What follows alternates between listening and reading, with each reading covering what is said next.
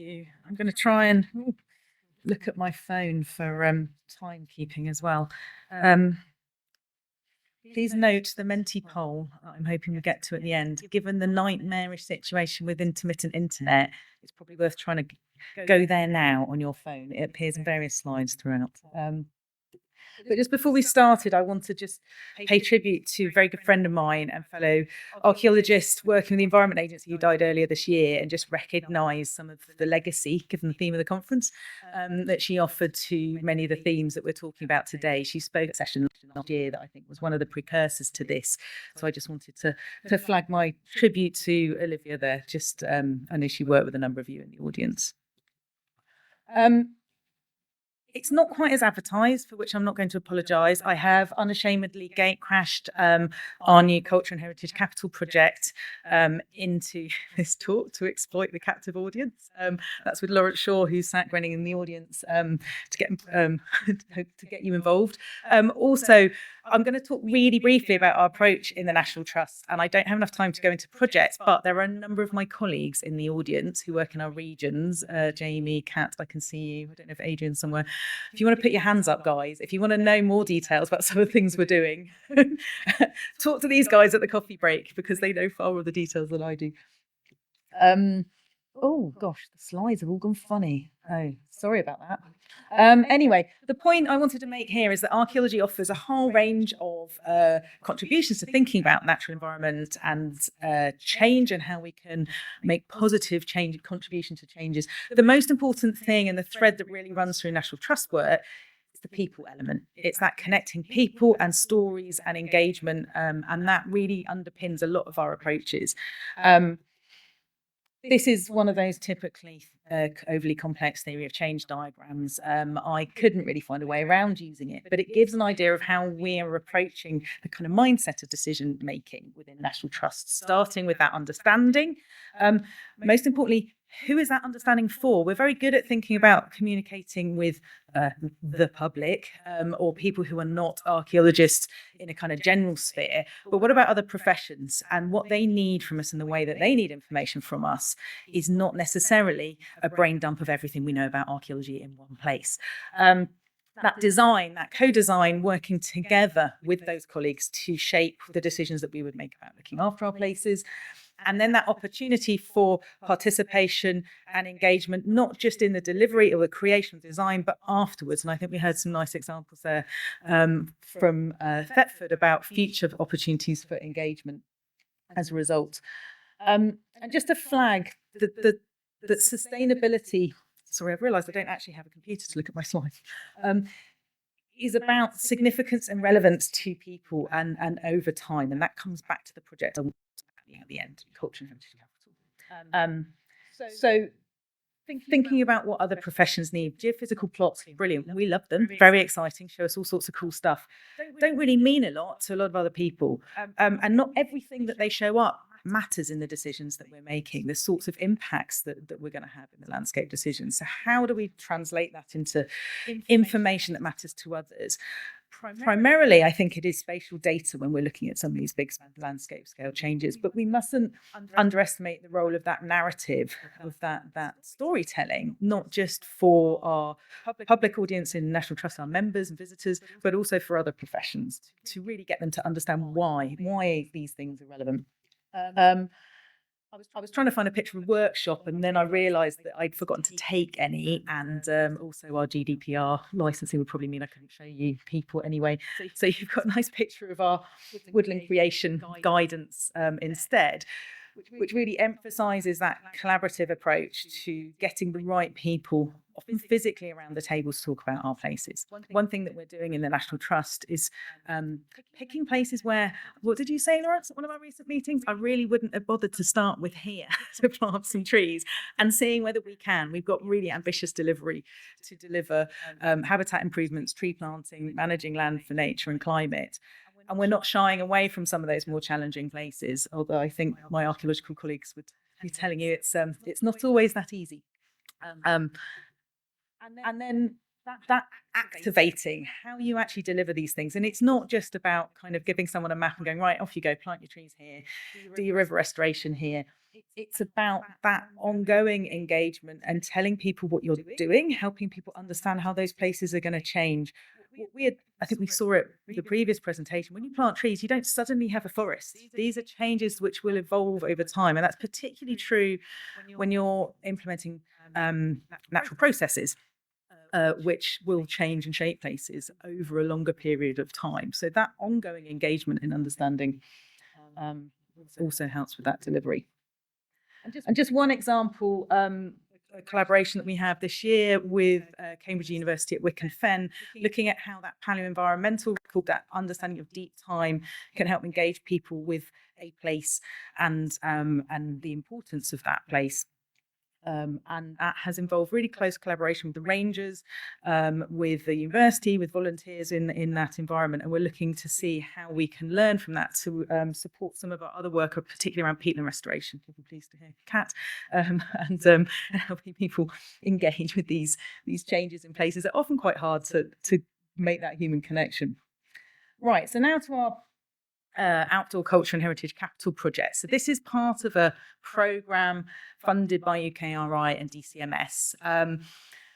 We are a group of economists from Exeter University, myself, Tom Dommett, and Lawrence Shaw from Forestry England are representing the historic environment interests in this, and we have a number of postdoctoral researchers and then other advisors.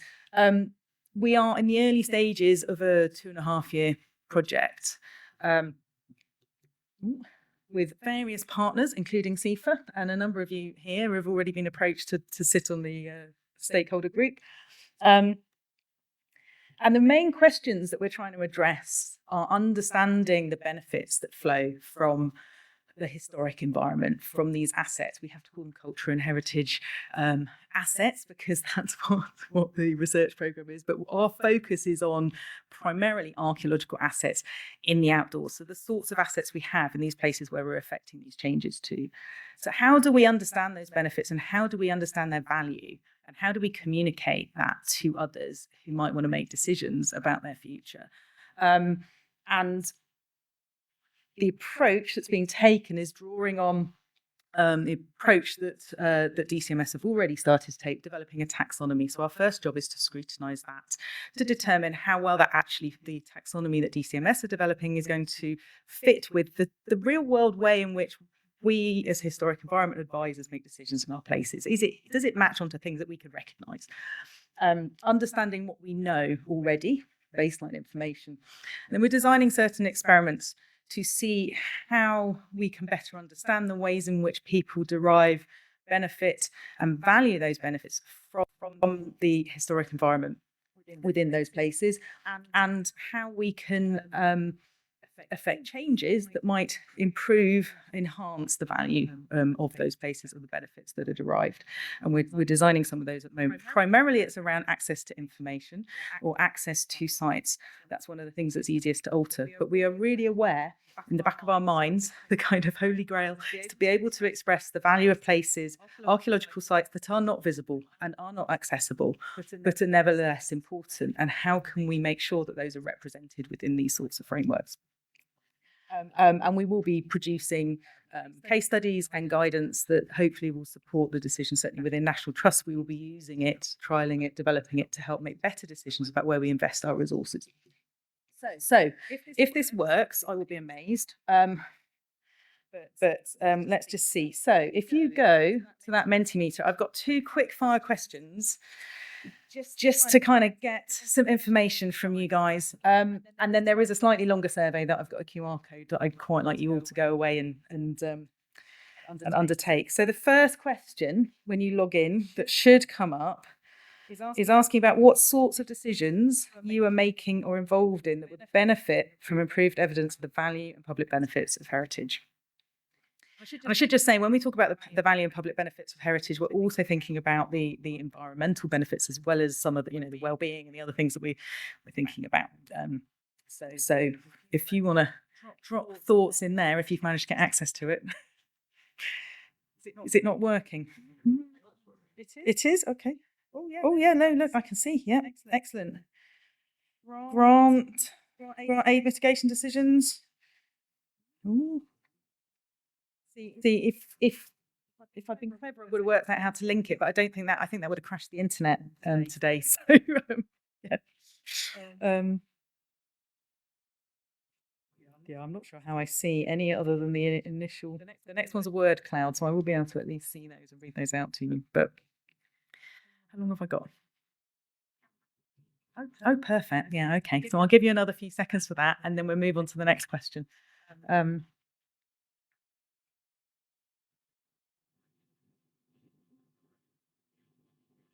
So we're hoping that we will be able to address some of the real world concerns or interests or needs that the sector has in this sort of work, rather than creating something in an abstract that might come up with a nice list for government. Don't tell DCMS that. I'm so going to be in trouble. Right. So the next question, those of you that have finished, I'm hoping it doesn't. Yeah, right. Is the next question now available? Yeah. So this is about how you feel about this. I know for a lot of people, talking about value is something that is really uncomfortable for us.